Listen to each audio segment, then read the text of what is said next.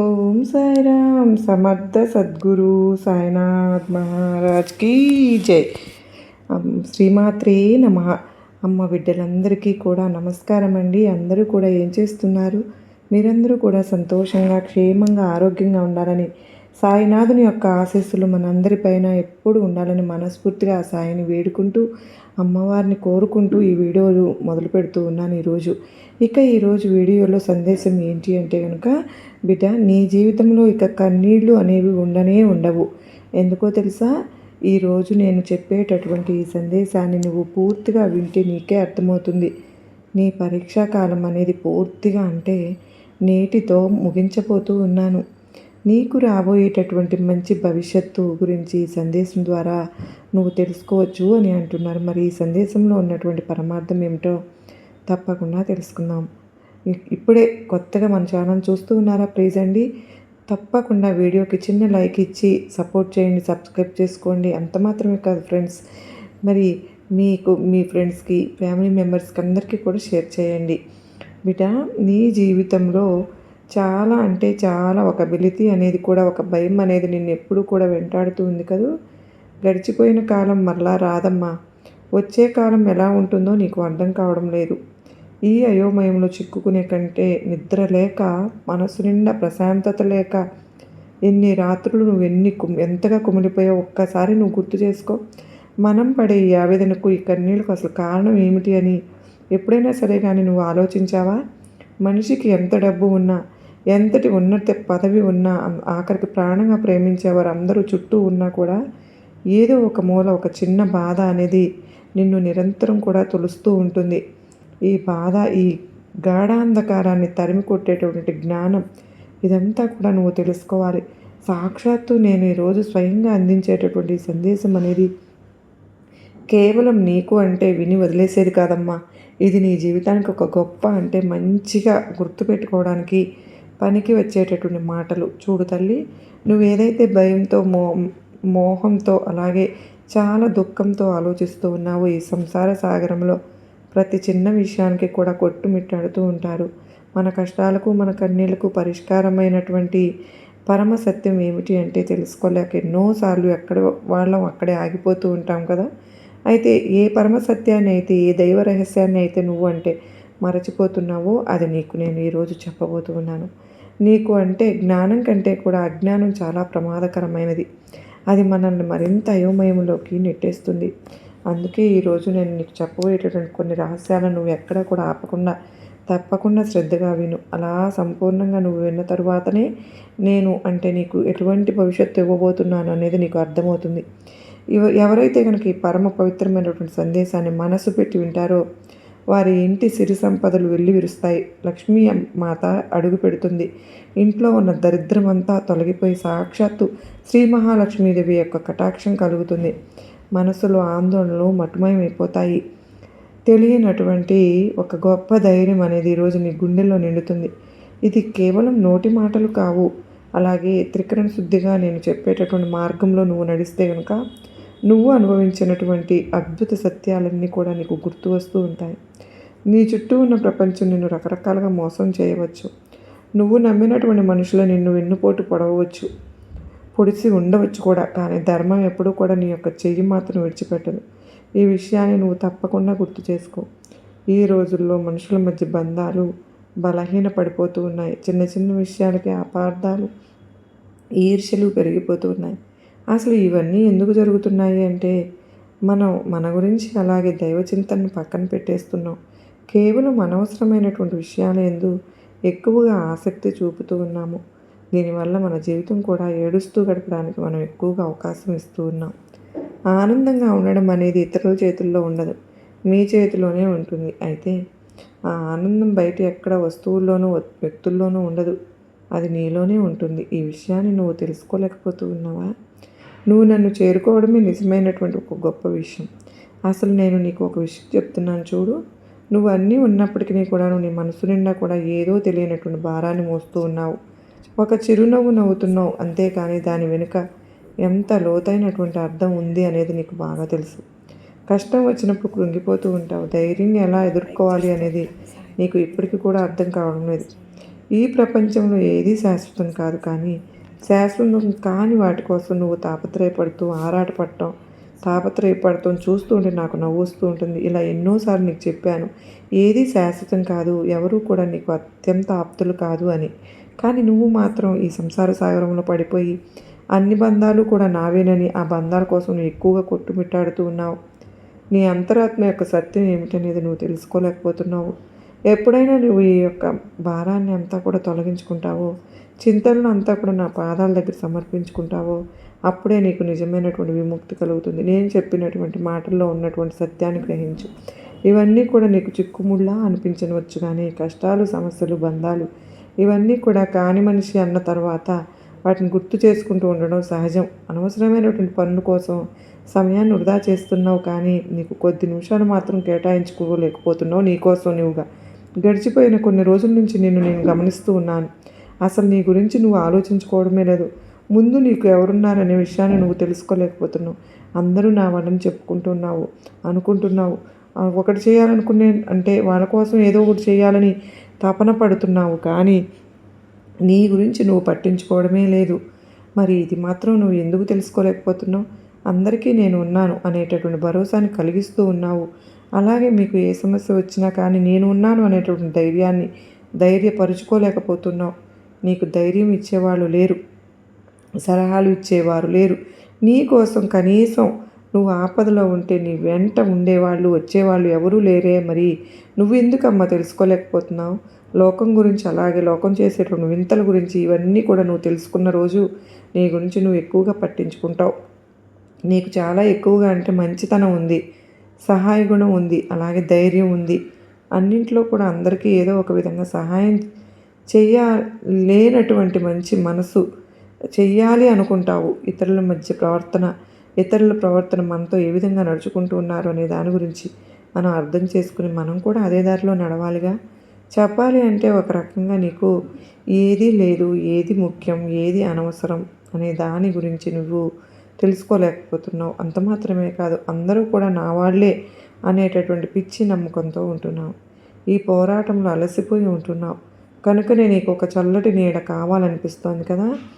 అది మరెక్కడా దొరకదు, కేవలం నా సందేశంలోనే దొరుకుతుంది. అంతేకాదు, నా ఒడిలోనే దొరుకుతుంది. నీవు వయసులో ఎంత పెద్దవాడివైనా, పెద్దదానివైనా, నీకు మాత్రం అంటే నీకు నువ్వుగా ఎప్పుడూ కూడా ఎవరి దగ్గర కూడా కన్నీళ్లు పెట్టుకుని మరి నాకు ఈ సమస్య ఉందని చెప్పి ఎవరితో కూడా చెప్పుకోలేకపోతూ ఉన్నావు. కానీ నాకు మాత్రం నువ్వు పసి పిల్లవాడి లెక్కే కదా. ఒక తల్లి తండ్రికి ఒక చంటి బిడ్డ ఎలా అయితే ఉంటారో, నువ్వు కూడా నాకు చంటి బిడ్డ లాంటి వాడివి. నా ముందు మాత్రం బాధపడిపోతూ ఉన్నావు, చీకటి క్షణంలో మిగిలిపోయి ఉన్నావు. అదంతా కూడా నువ్వు చేసుకున్నదే. నీ మనసులో ఉన్నటువంటి అలజడిని కొంచెం తగ్గించుకో, ఏకాగ్రతతో ఉండు, అన్నీ ఆలోచించు. నీ మనసు అనేటటువంటి దీపం వెలిగినప్పుడు నీకు కనిపించేటటువంటి మొట్టమొదటి సత్యం ఏమిటో తెలుసా? నీ మనసు ఒక అద్దం లాంటిది. ఆ అద్దం మీద కోరికలు, ద్వేషాలు అనేటటువంటివి దుమ్ము పేరుకుపోయినప్పుడు మన మనస్సు యొక్క నిజస్వరూపం అనేది ఎప్పటికీ కూడా కనిపించదు. అందుకే మనం పదే పదే ఏదో ఒక చిక్కుల్లో కూరుకుపోతూ ఉంటున్నాం. కనుక ఓ నా బిడ్డ, నా ప్రియమైన బిడ్డ, ఒక్కసారి ఆలోచించండి. మనం చేసే ప్రతి పని వెనుక ఏదో ఒక ఫలితం ఆశిస్తూ ఉంటాం కదా. ఆ ఆశ నెరవేరినప్పుడు వచ్చేటటువంటి ఆ ఆవేదనే మనల్ని నిలువునా కూడా దహించి వేస్తూ ఉంటుంది కదా. కనుక నీవు కేవలం కర్మ చేయడానికి మాత్రమే ఇక్కడికి వచ్చావు. ఆ కర్మ ఫలితాన్ని ఆశించేటటువంటి హక్కు మాత్రం నీకు లేదని తప్పకుండా నువ్వు తెలుసుకో. ఇది చాలా కఠినంగా అనిపించవచ్చు, కానీ కష్టపడి పనిచేసినప్పుడు ఫలితం ఆశించడంలో తప్పేమీ లేదు అని నీ మనసుకు అనిపించవచ్చునేమో, కానీ తప్పకుండా ఇక్కడే ఒక గొప్ప రహస్యాన్ని నువ్వు తెలుసుకోవాలి.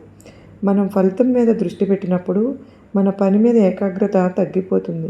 ఆ ఆందోళన మనల్ని సరిగ్గా పనిచేయనివ్వదు.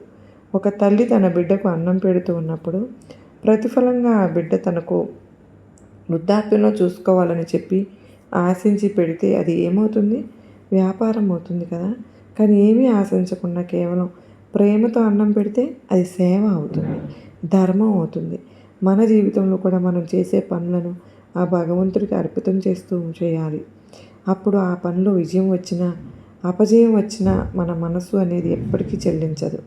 అదే నిజమైనటువంటి గొప్ప ప్రజ్ఞత అంటే. ఈ ప్రపంచంలో ఏది మనది కాదు. మనం దేని వెంట కూడా పరిగెత్తం. మనం దేనిని తీసుకొని పోలేము. కానీ నాది, నావారు అనే మమకారం మనల్ని బందీ చేస్తూ ఉంది. సాటి అందరి వ్యక్తుల్లో కూడా మంచి మనసును మనం చూడాలి. మన మనసు ఎలా ఉన్నప్పటికీ కూడా ఎదుటి వ్యక్తులు మంచివాళ్ళు అని చెప్పి మనం అనుకున్నప్పుడు సాటి వ్యక్తి కూడా మనల్ని అదే విధంగా చూడాలి. ఈరోజు నువ్వు ఎంత బాధపడుతున్నావు అంటే నువ్వు ఎంతోమందికి సహాయం చేశావు. సహాయం చేసిన వారే నిన్ను మరచిపోయారు. అవసరమైన చోట నీకు ఏమాత్రం సహాయం అనేది ఇవ్వలేదు. కనీసం నీ మాటను కూడా అంటే నలుగురిలో నీ మాటను కూడా పైకి తీసుకురాలేదు. కనుక అటువంటి వారు ఈ సమాజంలో ఉన్నటువంటి నువ్వు ఎంత బాధపడుతున్నావో, ఎంత క్లిష్ట పరిస్థితుల్లో ఉన్నావో నాకు తెలుసు. చలికాలం వస్తుంది, ఎండాకాలము వస్తుంది. ఏదీ ఆగిపోదు. అలాగే నీ జీవితంలో కూడా ఇప్పుడు కష్టాలు ఉన్నప్పటికీ కూడా నువ్వు తప్పకుండా కష్టాల నుండి బయటపడతావు. నీ కష్టాలన్నీ ఈ రోజుతో ముగిసిపోయాయి. నువ్వు ఈ కష్టాలు వచ్చినాయే కదా అని ఎటూ పారిపోలేదు కదా. ఆటుపోట్లన్నీ కూడా అంటే ఆటుపోట్లు లేనటువంటి సముద్రం ఎలాగైతే ఉంటుందో కష్టాలు లేనటువంటి మనిషి జీవితం కూడా ఉండదు. ఆ అలలను తట్టుకుని నువ్వు నావను నడిపించేటటువంటి గొప్ప వ్యక్తి నువ్వే. ఎవరైతే చంచలంగా వారి మనసు ఉంటుందో అది కేవలం ఒక మనిషికే ఉంటుంది. కనుక అది కూడా నీకే ఉంది. గాలికి ఎగిసిపడేలాగటువంటి ఎక్కడా కూడా భవిష్యత్తు గురించి ఆలోచించకుండా వర్తమానంలో నువ్వు జీవించడం అనేది నేర్చుకో. ఏదో తెలియనటువంటి ఒక శక్తి నిన్ను కాపాడుతుందని చెప్పి ఒక నిజమైనటువంటి ఒక భక్తుడికి ఏ విధంగా అయితే తెలుస్తుందో అటువంటి నిజమైనటువంటి భక్తుడిలోనే నేను కొలువై ఉంటాను. కనుక ఏదో తెలియనటువంటి ఒక శక్తి నిన్ను కాపాడుతుందని చెప్పి నీకు చెప్పాను కదా. మరి ఇంకా ఆలోచనలు ఎందుకు చెప్పు. మరి వ్యర్థమైనటువంటి ఆలోచనలన్నీ కూడా పక్కన పెట్టు. నీ మనసును నొప్పించిన వాళ్ళను మరలా నీ జీవితంలోకి ఎప్పటికీ తీసుకురావద్దు. ఎందుకో తెలుసా, వారు ఒకసారి నీ జీవితంలోకి నేను గాయపరిచిన వారు ఉంటారు. చూడమ్మా, వాళ్ళు ఒక్కసారి పక్కకు తప్పుకున్నా మరలా నీ జీవితంలోకి వస్తే వారు చేసే పని ఏమిటో తెలుసా, నిన్ను గాయపరుస్తూనే ఉంటారు. కనుక అటువంటి వాళ్ళ నుంచి నువ్వు దూరంగా ఉండు. నీ ఆలోచనలు ఈ విషయంలో పక్కన పెట్టు. నీకు ఇక నీ బాధ అందరితో పంచుకోవద్దు. కేవలం కొంతమంది మాత్రమే చెప్పుకో. అది కూడా నీకు నీ అంతరాత్మకు అర్థమైపోతుంది. ఇక నీ బాధ అందరికీ చెప్పావనుకో, కొంతమంది అది కేవలం వినోదంగా మాత్రమే ఉంటుంది. నిన్ను హేళన చేస్తారు, చులకన చేస్తారు. కనుక అందరికీ కూడా నీ బాధ గురించి అసలు చెప్పుకోనే వద్దు. ఇక ఎవరిపై కూడా నమ్మకం లేకపోతే కేవలం నేను ఉన్నాను కదా, నీకు నాతో చెప్పుకో. ఇక మరొక విషయం, ఎవరైనా కానీ నిన్ను విడిచిపెట్టి వెళ్ళిపోతే అది నా సంకేతం అనుకో. అంటే నీ బంధం వారితో అంతవరకే ముడిపడి ఉంది. తరువాత నీ జీవితంలో ఆ బంధం అనేది ఉండడం వలన నీకేదైనా సమస్య వస్తుందో, లేదంటే వారి వల్ల నువ్వు ఏదైనా బాధపడే అవకాశం ఉంటే అప్పుడు భగవంతుడు నీ నుండి ఆ బంధాన్ని దూరపరుస్తాడు. ఇక మరొక విషయం, నీ కళలు పెద్దవిగా పెట్టుకో, కానీ నీ హృదయం మాత్రం చాలా ప్రశాంతంగా ఉంచుకో. ఇక నీ విలువ నీకు తెలియకపోతే మరి ప్రపంచం ఎప్పటికీ కూడా గుర్తించదు కదా. కనుక మొట్టమొదటిగా నీ మనసుకు నీకు విలువ ఇచ్చుకో. తరువాత ప్రపంచానికి విలువ ఇవ్వు. కానీ ఇక ఈ ప్రపంచంలో నిజంగా నీ కోసం ఆలోచించేది మొదట నువ్వే ఉండాలి. ఎవరు కూడా నీ గురించి ఆలోచించరు. నువ్వు అందరిలాగా అంటే అందరితో కూడా మంచి హృదయంతో, మంచి ప్రేమతో, విలువలతో కూడినటువంటి ప్రేమను పంచిపెడతావు. కానీ నిన్ను విలువతో అంటే అందరినీ విలువగా పలకరిస్తూ ఉంటావు. కానీ నిన్ను మాత్రం ఎవరు కూడా నిజమైనటువంటి మంచి మనసుతో ఆదరించరు. కనుక ఈ ప్రపంచంలో నిజంగా నీ కోసం ఆలోచించుకునేది మొదట నువ్వే. కనుక నిన్ను నువ్వు తక్కువగా చూసుకోవద్దు. నిన్ను తక్కువగా చూసిన వాళ్లకు నీ విజయంతో మాత్రమే సమాధానం ఇవ్వాలి. మాటలతో కాకుండా నీ పనికి మాత్రమే మాట్లాడాలి.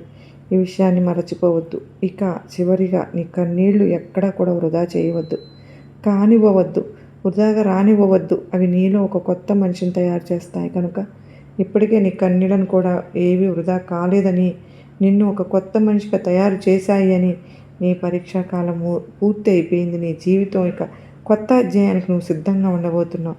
అవమానం తట్టుకున్నావు కనుకనే అది ఈరోజు నీకు ఒక శక్తి అయింది.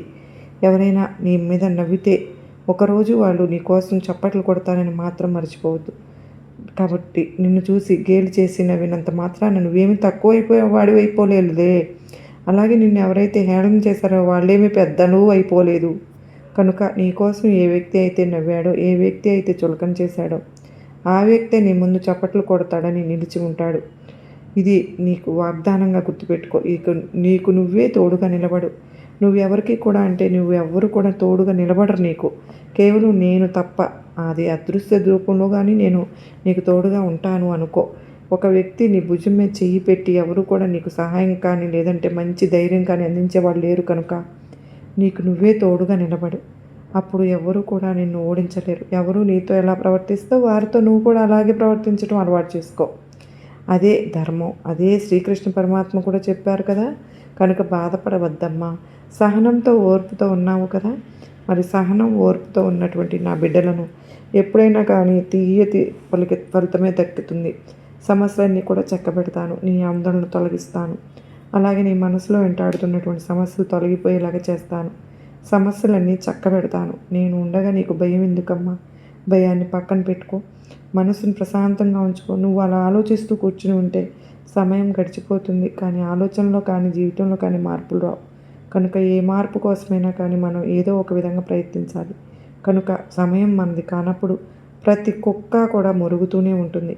అయితే మనం ఓపికతో ఉండాలి. కాలం చాలా విలువైంది కదా.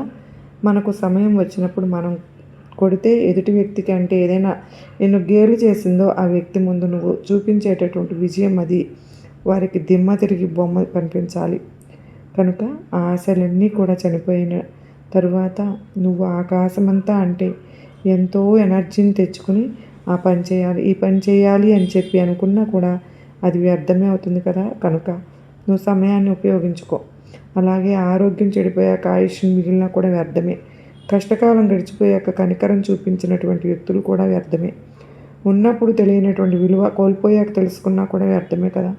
కనుక మన దగ్గర ఉన్నటువంటి సమయాన్ని మనం వృధా చేసుకోవద్దు. ఇప్పుడు నీ సమయం రాబోతుంది, మంచి సమయం రాబోతుంది. కనుక నువ్వు అన్నింటికీ సిద్ధంగా ఉండు. నీకు వచ్చేటటువంటి సమయం చాలా అద్భుతమైనటువంటి సమయం. మంచి విజయాల పరంపర కురుస్తుంది. నీ మీద నాపై నమ్మకంతో ఆనందంగా ఉంటామని నేను నిన్ను కోరుకుంటున్నాను. నీకు నా ఆశీర్వాదములు ఇస్తున్నాను బిడ్డ అంటూ చక్కని సందేశాన్ని అందించారు కదండి. మరి ఈ సందేశం మీ అందరికీ కూడా గొప్ప నమ్మకాన్ని, ధైర్యాన్ని కలిగించిందని అనుకుంటున్నాను. కలిగించింది అనుకున్న వారు అమ్మకు ఓ చిన్న లైక్ అయితే ఇచ్చి మరి నాకు సపోర్ట్ చేస్తారు కదా. మరలా మరొక చక్కని సందేశంతో కలుసుకుంటానండి. ఓం సాయిరామ్. శ్రీమాత్రే నమః. సర్వే జనా సుఖినో భవంతు. లోకా సమస్తా సుఖినో భవంతు.